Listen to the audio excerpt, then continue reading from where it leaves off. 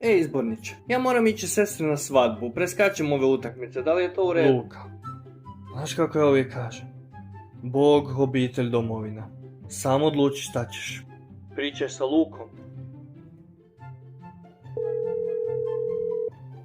Luka, moram sestri na svadbu, šta da radim?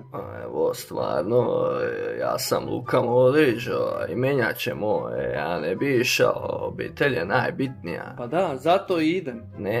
Ne razumiješ, obitelj je najbitnija. Okej, da, obitelj, mama, tata, sestra i tako dalje. Ne, izbornik, Iva, Ladara, ja, reprezentacija je obitelj. Zbunjen sam, jel mogu ići ili ne? Pita izbornika šta je obitelj. Dobro, a kad se ti ženio, kak je bilo? Ne mogu se sjetiti, pamtit samo uspjehe reprezentacije.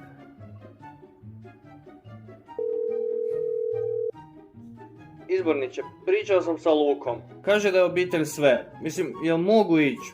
Sestra mi puno znači. Sestra ti je bitnija od Krame, Pašalića, reprezentacije. Pa mislim, da, sestra mi je. Naravno da je.